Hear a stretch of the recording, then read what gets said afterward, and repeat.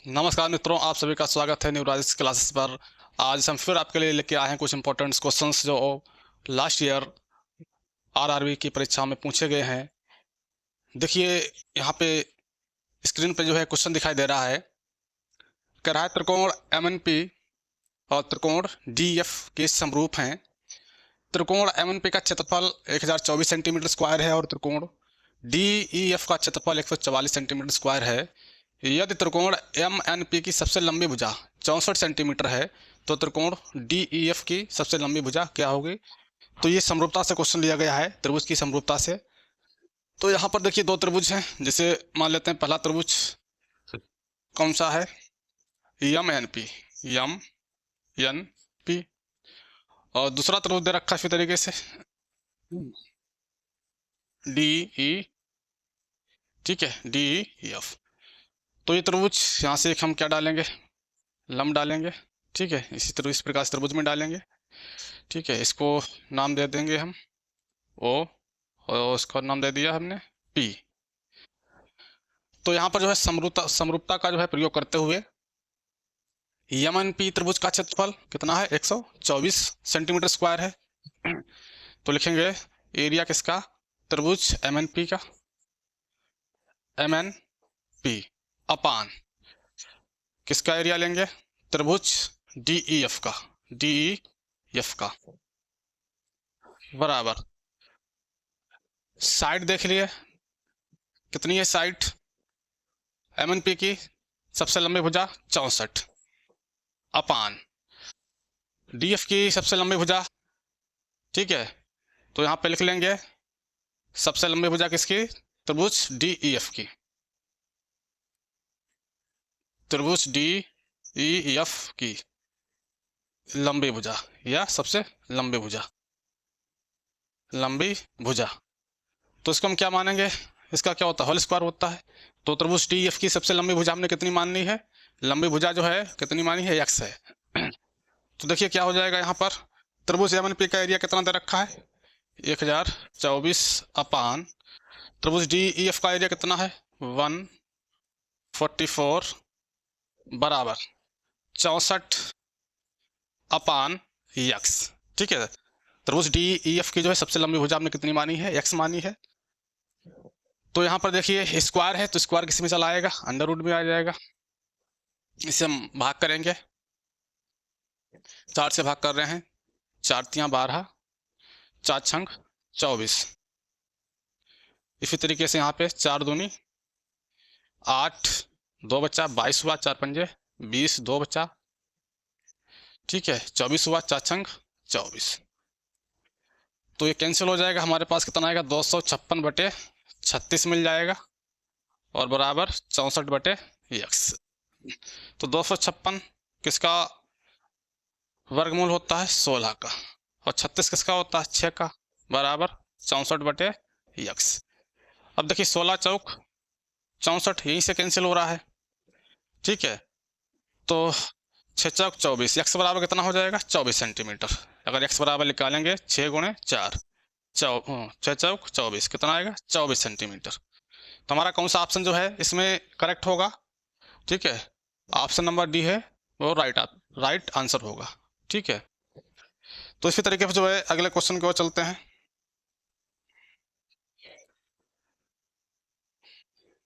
देखिए अगला क्वेश्चन क्या कह रहा है, किसी समचतुर्भुज की एक भुजा 13 सेंटीमीटर है और उसका एक विकर्ण 10 सेंटीमीटर है, ठीक है।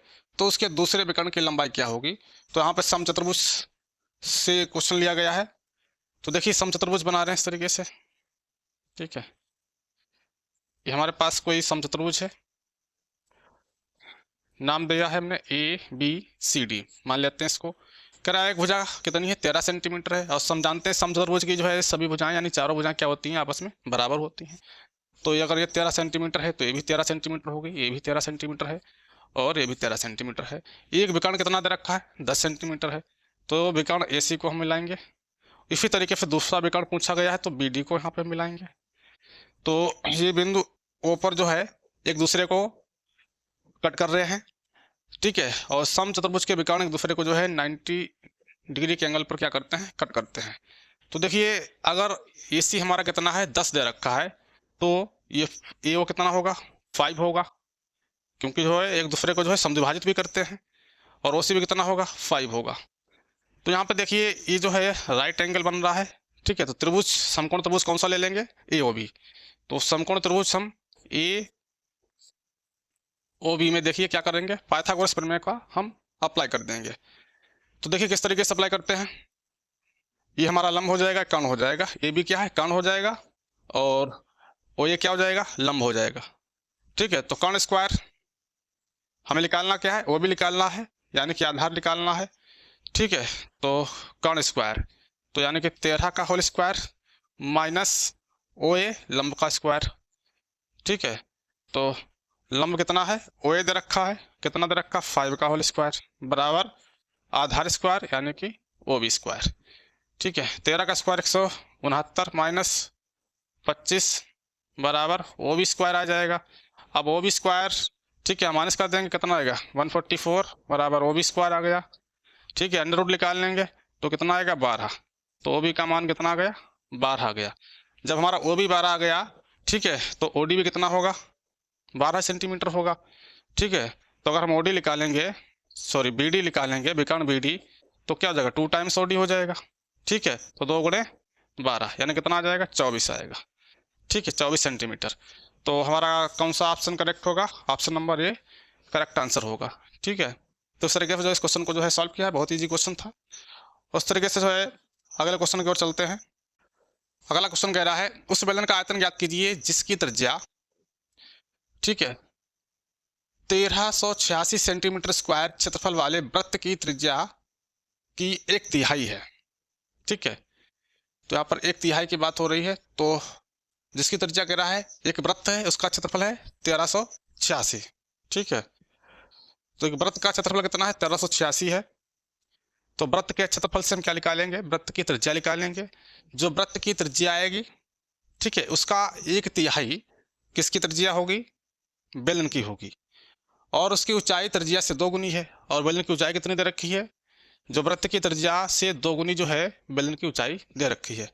तो पहले हम वृत्त का क्षेत्रफल जानते हैं, क्या होता है फार्मूला, पाई r स्क्वायर बराबर 1386, ठीक है।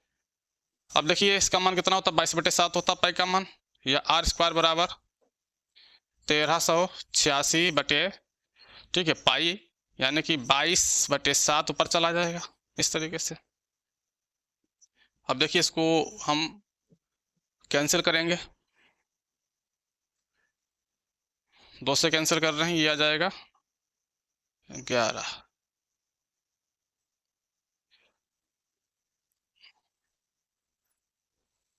देखिए 11 दूनी 22, 11 से कैंसिल कर रहे हैं, और 11 एकन 11, कितना बचा है 2 बचा है, तो यहाँ कितना हो जाएगा 28 हुआ, 11 दूनी 22, अब कितना बचा है 6 बचा है, तो यहाँ 66 हो जाएगा, हो गया छंग 66, ठीक है।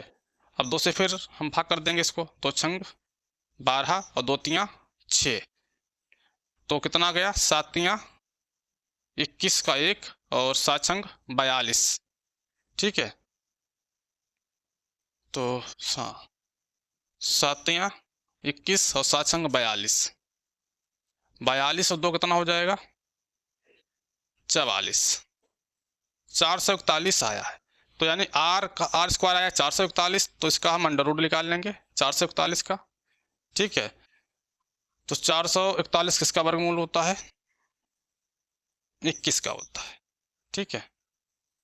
तो त्रिज्या हमारी कितनी मिलेगी 21 सेंटीमीटर मिलेगी। अब देखिए उसने जो कहा है बेलन की बात की है, कह रहा है बेलन का जो, हाँ बेलन का आयतन पूछ रहा है, बेलन की त्रिज्या वृत्त की त्रिज्या की 1/3 है, और वृत्त की त्रिज्या कितना है 21, तो बेलन की त्रिज्या कितनी होगी, मान लेते हैं कैपिटल R, ठीक है। बेलन की त्रिज्या की 1/3 यानी कि r/3 कितना आ जाएगा 21/3, तो इसको डिवाइड कर देंगे 7 आएगा, 7 सेंटीमीटर। ऊंचाई कितनी है, बेलन की ऊंचाई उसकी त्रिज्या से 2 गुनी है, किसकी त्रिज्या से, वृत्त की त्रिज्या से 2 गुनी है। यहाँ पर जो है कैपिटल R का मान यानी कि बेलन की त्रिज्या कितनी आई है r/3, ठीक है। 1/3 दे रखी है वृत्त की त्रिज्या की, 1/3 है, तो यहाँ पर कितना हो जाएगा, वृत्त की त्रिज्या कितनी है 21, 21/3 करेंगे तो 7 आ जाएगा, ठीक है। अब देखिए उसने कहा ऊंचाई कितनी दे रखी है, ऊंचाई दे रखी है 2 गुनी है, ठीक है। तो यहाँ पर 2 गुणे r कर देंगे तो 7 गुणे 2 कितना आ जाएगा 14 सेंटीमीटर, ठीक है। तो आयतन क्या होता है बेलन का, πr² h, तो पाई का मान 22/7 गुणे कैपिटल R का मान कितना है 7 गुणे 7 और h का मान कितना है 14, एक 7 से 7 कैंसिल हो जाएगा और 14 दूनी 28 और 14 दूनी 28, 2 30 गुणे 7 गुणा कर देंगे, 7 8 56 और 7 21, तो हमारा कितना एरिया आया है, ठीक है, सॉरी आयतन कितना आएगा बेलन का 2156 सेंटीमीटर क्यूब, ठीक है। तो हमारा ऑप्शन जो है कौन सा करेक्ट होगा, ऑप्शन नंबर सी क्या है 2156 सेंटीमीटर क्यूब, ठीक है। तो इस तरीके से जो है अगले क्वेश्चन की ओर चलते हैं। देखिए अगला क्वेश्चन है, कह रहा है आधार व्यास 10 सेंटीमीटर ऊंचाई 20 सेंटीमीटर वाले एक बेलन को समान आधार किंतु दुगनी ऊंचाई वाले शंकु में परिवर्तित करने में बर्बाद हुए पदार्थ का प्रतिशत ज्ञात करना है। तो आधार व्यास 10 सेंटीमीटर और ऊंचाई 20 सेंटीमीटर वाले एक बेलन है। तो पहले बेलन के लिए देखिए क्या करते हैं, ठीक है। तो बेलन के लिए बेलन की बात हो रही है, तो बेलन की बात क्या हो रही है, आधार व्यास कितना है, यानी कि बेलन के लिए 2r 10 है, तो r कितना होगा 5 सेंटीमीटर हो जाएगा। ऊंचाई कितनी है, ऊंचाई दे रखी है बेलन की 20 सेंटीमीटर है, ठीक है। कुछ समान आधार केंद्र दुगनी ऊंचाई वाले शंकु में परिवर्तित करने पर बर्बाद हुए पदार्थ का, ठीक है। तो हमें क्या निकालना है, इसका आयतन निकालना है। तो बेलन का आयतन कितना होता है πr²h, कितना होता है πr²h।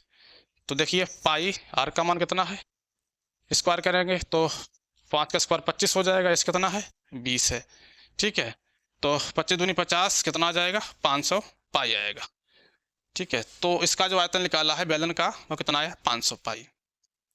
अब देखिए उसने कहा है बेलन को जो है समान आधार किंतु दुगनी ऊंचाई वाले, आधार तो समान रहेगा शंकु में, ठीक है। तो शंकु की बात हो रही है, शंकु की।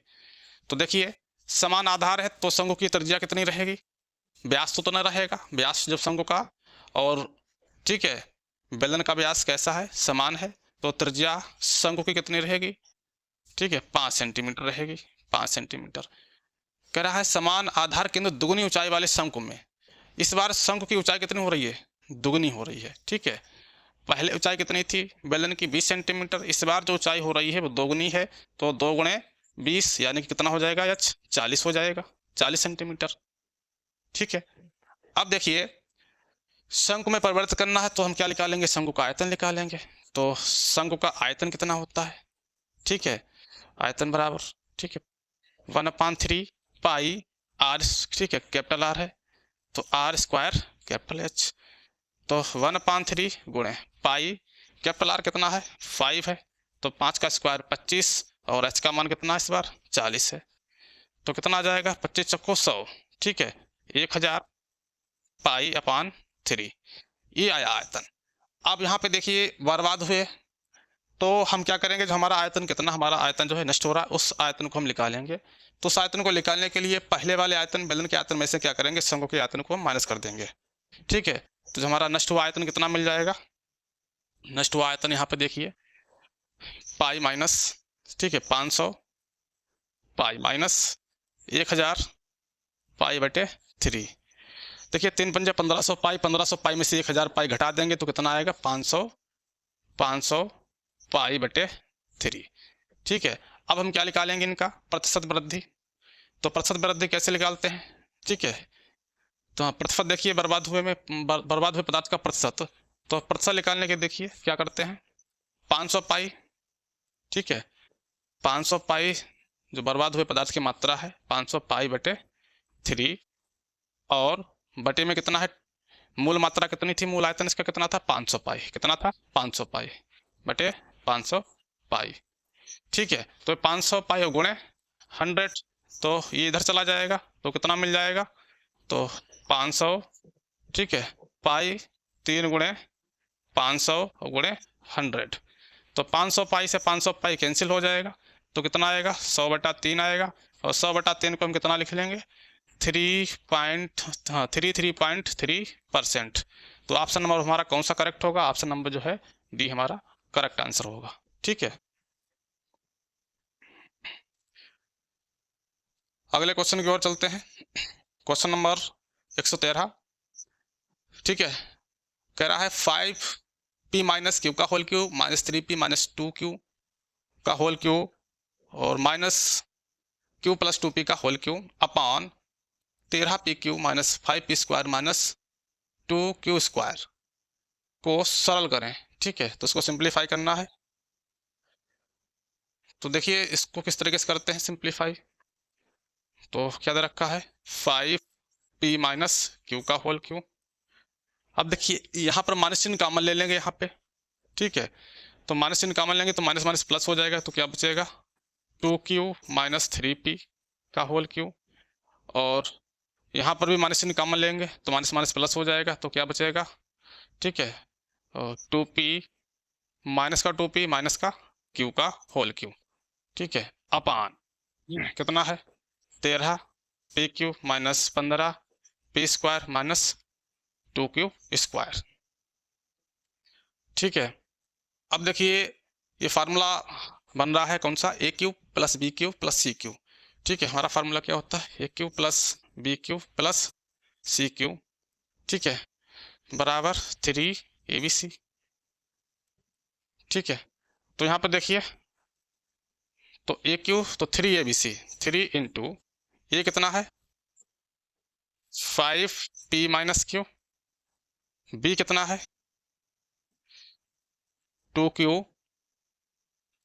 2q माइनस 3p, और सी कितना है माइनस 2p और minus q upon 13p q minus 15p square, 15p square minus 2q square. ठीक है, तो देखिए इसके फैक्टर किस तरीके से करते हैं।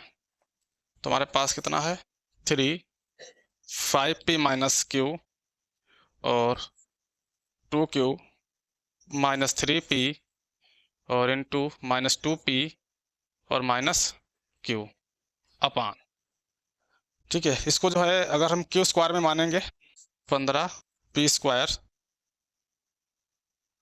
और माइनस का कितना हो जाएगा 13p क्यू और प्लस का 2q स्क्वायर, 2q स्क्वायर। ठीक है, तो माइनस चिन्ह कॉमन लिया है यहाँ पे। ठीक है, तो 15 दूनी 30, 30 कैसे फैक्टर करेंगे जिनका योग कितना आ जाए 13 आ जाए। ठीक है, तो देखिए अगला स्टेप क्या मिलेगा। चलो पहले इसका फैक्टर कर लेते हैं।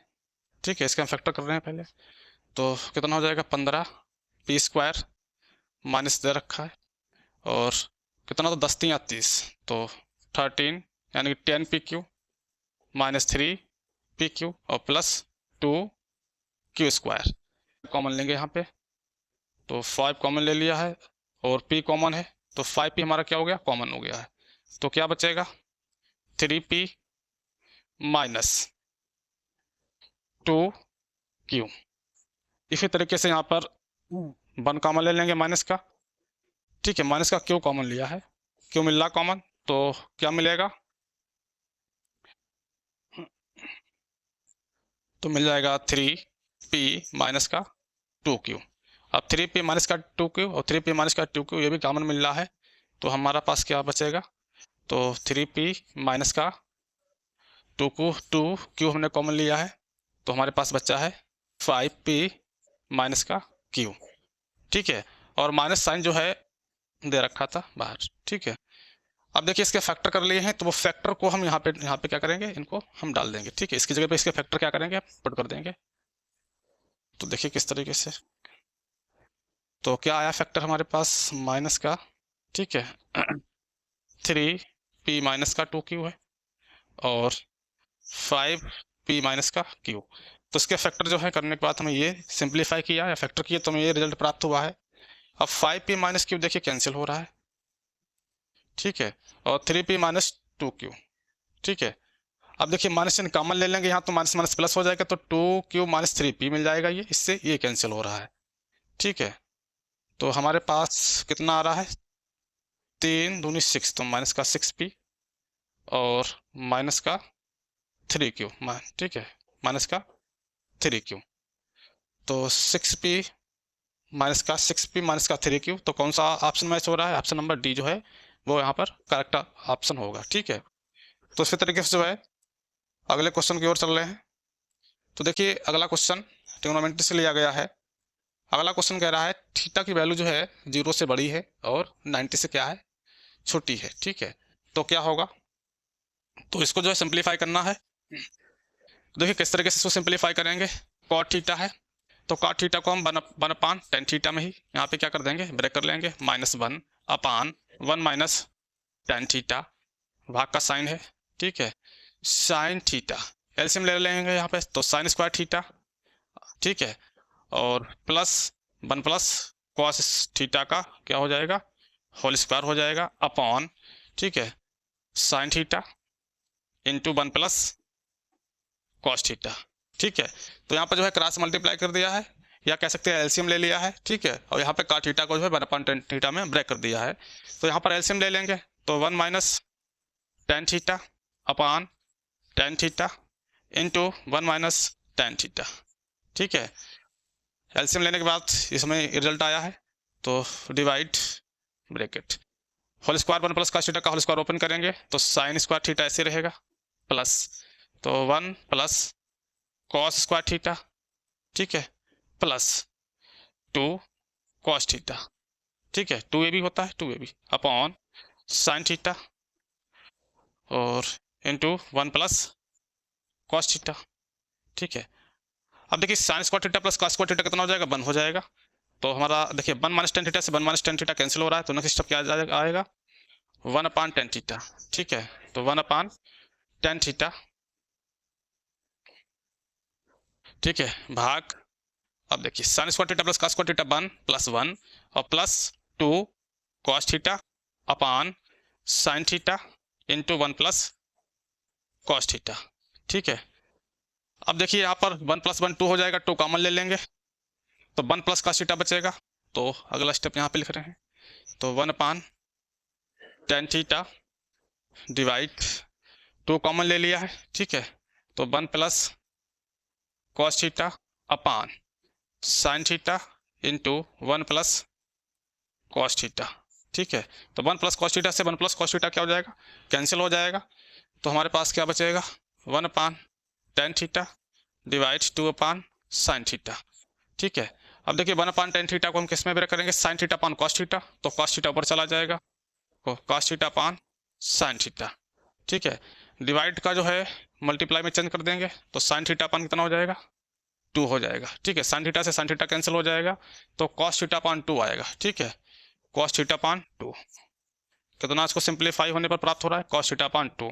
तो देखिए हमारा कौन सा ऑप्शन जो है मैच हो रहा है, तो कॉस थीटा अपॉन 2, तो ऑप्शन नंबर ए मैच हो रहा है, तो इसलिए ऑप्शन नंबर ए जो होगा वो करेक्ट आंसर होगा, ठीक है। अब देखिए अगले क्वेश्चन की ओर चलते हैं। अगला क्वेश्चन देखिए हाइट एंड डिस्टेंस से लिया गया है। अगला क्वेश्चन कह रहा है सूर्य का अवनयन कोण 60 डिग्री से बदलकर 30 डिग्री होने पर भूतल पर स्थित किसी मीनार की छाया की लंबाई में 40√3 मीटर की वृद्धि हो जाती है, ठीक है। तो देखिए एक मीनार है, ठीक है, तो उन्नयन कोण जो है कितना है, 60 डिग्री से बदलकर कितना हो रहा है 30 डिग्री। तो ये मीनार मान लेते हैं, ये भी मीनार हो गया, ये दे रखा ABC, ठीक है, कितना है उन्नयन कोण 60 डिग्री यहाँ से यहाँ का, और उसने बाद में क्या 30 डिग्री, 60 डिग्री से कितना हो रहा है 30 डिग्री होने पर जितना हम दूर जाएंगे एंगल हमारा क्या होगा उतना ही कम होगा। तो जब एंगल हमारा 30 डिग्री होता है इस तरीके से, तो लंबाई में कितनी वृद्धि हो रही है 40√3 मीटर की, ठीक है। ABC इस पॉइंट को डी मान लिया है, तो लंबाई में यानी कि CD कितना हो जाता है 40√3। अब ये एंगल कितना हो जाता है उन्नयन कोण 30 डिग्री हो जाता है। ठीक है, तो उन्नयन कोण जानते भी हैं कैसे बनता है, जब किसी पॉइंट को जो है नीचे से या पृथ्वी के सतह से ऊपर की ओर देखा जाता है। ठीक है, तो वहाँ पर जो कोण बनता है उस पॉइंट का, तो वो उन्नयन कोण कहलाता है। और ऊपर से जो है नीचे की ओर किसी पॉइंट को देखने पर जो है जो कोण बनेगा उसको हम क्या बोलेंगे, अवनमन कोण बोलेंगे। ठीक है, तो यहाँ पर जो है उन्नयन कोण, तो यहाँ पे पूछा क्या, मीनार की छाया की लंबाई में 40√3 मीटर की वृद्धि हो जाती है तो मीनार की ऊंचाई ज्ञात कीजिए। तो मीनार की ऊंचाई ए बी निकालना है, तो मीनार की ऊंचाई कितनी है, चाहे एस मान लें या ए बी निकालना है। ठीक है, तो यहाँ पर देखिए क्या करना है, तो पहले जो है हम समकोण त्रिभुज कौन सा ले लेंगे, दो समकोण त्रिभुज बन रहे हैं, एक त्रिभुज बी ए सी, दूसरा बन रहा है बी ए डी। तो समकोण त्रिभुज बी ए सी में, ठीक है, किसमें, बी ए सी में। तो tan 60 लगाइए, tan 60 बराबर, ठीक है, इसको एच माना है, एच अपान क्या हो जाएगा, ए सी, एच अपान ए सी हो जाएगा। ठीक है, लंब बटे आधार से tan 60 कितना होता है, √3, √3 एच अपान ए सी। अगर ए सी को हम निकालें यहाँ पे, ठीक है, क्योंकि एच का मान निकालना है, तो एच बराबर कितना हो जाएगा, √3 ए सी। तो एच बराबर आ जाएगा √3 ए सी। अब देखिए दूसरा समकोण त्रिभुज लेंगे, कौन सा, बी ए डी में। ठीक है, समकोण त्रिभुज बी ए डी में, तो बी ए डी में देखिए क्या है, tan 30 लगा देंगे, तो tan 30 डिग्री बराबर लंब बटे आधार, लंब कितना है, बी ए है। ठीक है, आधार कितना हो जाएगा, सी डी प्लस सी ए, तो 40√3 प्लस ए सी। ठीक है, तो पहले लिख लेंगे ए डी, तो tan 30 कितना होता है, 1/√3। बी ए को कैसे ब्रेक करेंगे, सी डी, सॉरी, बी ए कितना दे रखा है, एच दे रखा है, एच अपान ए डी को कैसे ब्रेक करेंगे, सी डी प्लस ए सी। तो देखिए क्या हो जाएगा, 1/√3 बराबर एच अपान सी डी कितना है, 40√3 प्लस ए सी कितना है, ए सी का मान नहीं यहाँ पे पता है, तो यहाँ से हम ए सी का मान देखिए फ्री कर लेंगे, तो कितना हो जाएगा, ए सी बराबर यहाँ पे आ जाएगा एच अपान √3। ठीक है, तो ए सी का मान यहाँ पे हम डाल देंगे, कितना आएगा, एच अपान √3।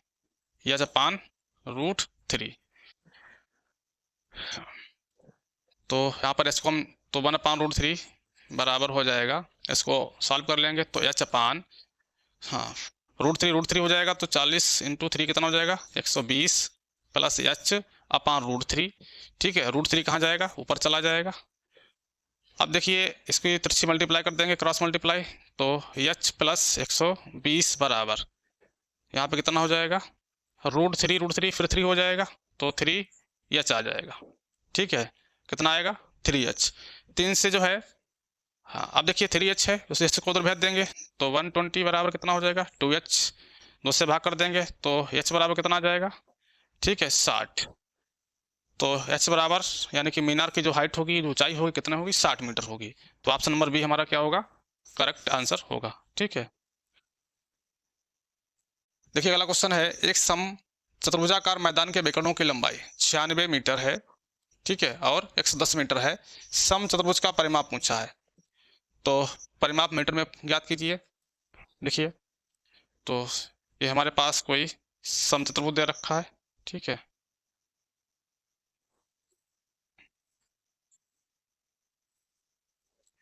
तो इसके विकर्णों की लंबाई दे रखी है, यानी कि सम चतुर्भुज ए बी सी डी, विकर्ण एक हमारा ए सी हो गया, दूसरा विकर्ण कौन सा हो जाएगा, बी डी हो जाएगा।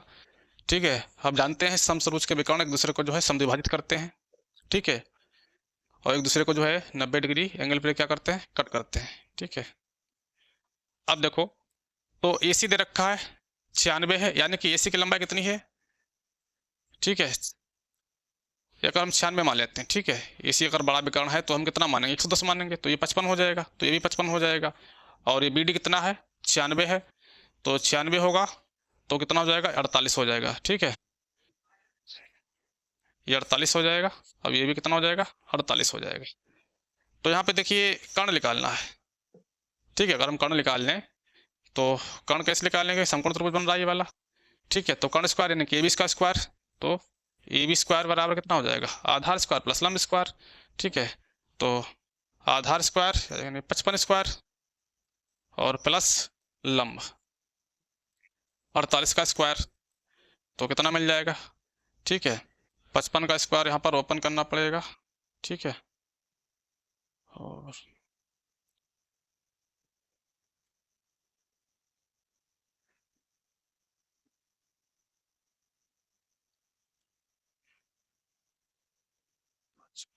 बी स्क्वायर,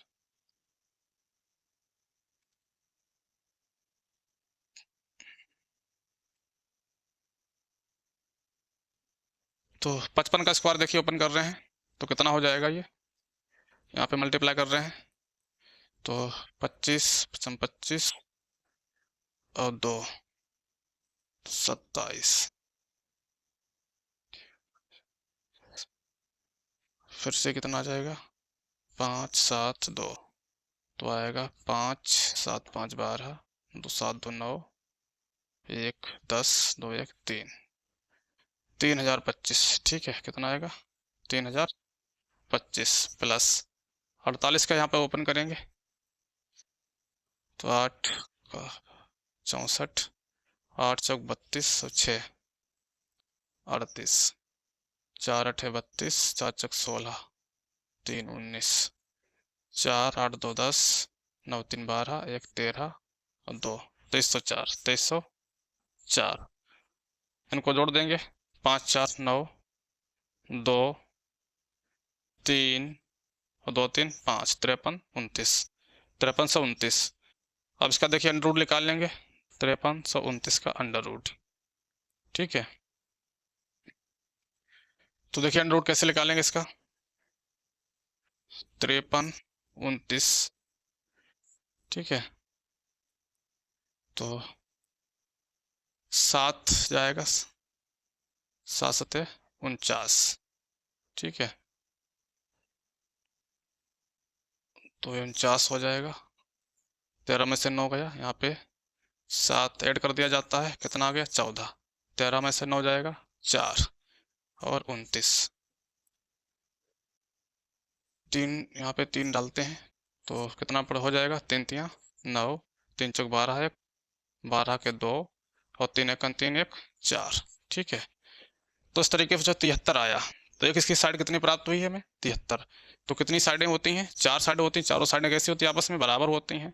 तो अगर ये 73 है तो ये भी 73 होगा, ये भी 73 होगा और ये भी 73 होगा। तो 4 गुणे परिमाप पूछा गया है, तो 4 इंटू 73, तो कितना हो जाएगा? 4 3 12, 4 7 28, 1 29, तो 292 सेंटीमीटर। ठीक है, तो 292 ऑप्शन नंबर बी हमारा क्या होगा?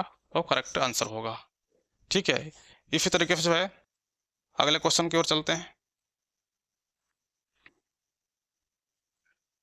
अगला क्वेश्चन कह रहा है यदि एक समबाहु के सभी अंतःकोण 120 डिग्री हैं तो बहुभुज के विकर्णों की संख्या कितनी होगी? ठीक है, तो अंतःकोण कितना दे रखा है? 120 डिग्री। तो अंतःकोण कैसे निकालते हैं? ठीक है, अंतःकोण का फार्मूला देखिए क्या होता है। बहुभुज का अंतःकोण बराबर अंतःकोण। ठीक है, क्या होता है? n-2 इंटू 180 डिग्री अपान n। तो अंतःकोण कितना है? 120 डिग्री दे रखा है, तो हो जाएगा n-2 इंटू 180 डिग्री, 180 डिग्री अपान n बराबर 122। क्रॉस मल्टीप्लाई कर देंगे, यहाँ पे कितना आ जाएगा? 180 n और माइनस हो जाएगा 360। ठीक है, 360 बराबर 120 n वाले की तरफ ले आएंगे। ठीक है, 120 n यानी कि 180 n माइनस 120 n बराबर 360, तो यहाँ कितना बचेगा? 60 n। तो 60 n बराबर 360, तो n का मान निकालेंगे तो कितना आएगा? तो n बराबर हो जाएगा 360 बटे 60, 6 छंग 36। ठीक है, तो n का मान कितना आया? 6। अब विकर्णों की संख्या कैसे निकालेंगे? ठीक है, विकर्णों की संख्या का फार्मूला क्या अप्लाई कर देंगे? n-3 अपान n इंटू n-3 अपान 2। ठीक है, n का मान कितना है? 6 इंटू 6 माइनस 3 अपान 2, तो कितना आ जाएगा? तो देखिए 6 इंटू 6 में से 3 गया, 3 बचा अपान 2, 2 3 6, 3 3 कितना आएगा? 9। तो हमारा कौन सा ऑप्शन जो है करेक्ट होगा? ऑप्शन नंबर ये जो है करेक्ट आंसर होगा।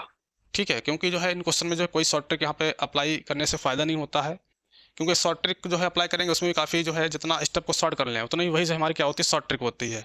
तो अगर मैं एग्जाम में है क्वेश्चन को जो है जल्दी से या कम समय में अटैम्प्ट करना है तो हमें फार्मूलों पर जो है विशेष ध्यान देना पड़ेगा। ठीक है, अगर बेसिक से अगर क्वेश्चन को अप्लाई करेंगे या वहाँ पे सॉल्व करेंगे तो वहाँ पे जो हमारा टाइम टेकन का जो समय होगा वो ज़्यादा हो सकता है। ठीक है, तो इसलिए मैक्सिमम फार्मूले का ही उपयोग करके जो है अपने समय को वहाँ पे सेव कर सकते हैं। ठीक है, अब मिलते हैं अगले वीडियो में। नमस्कार।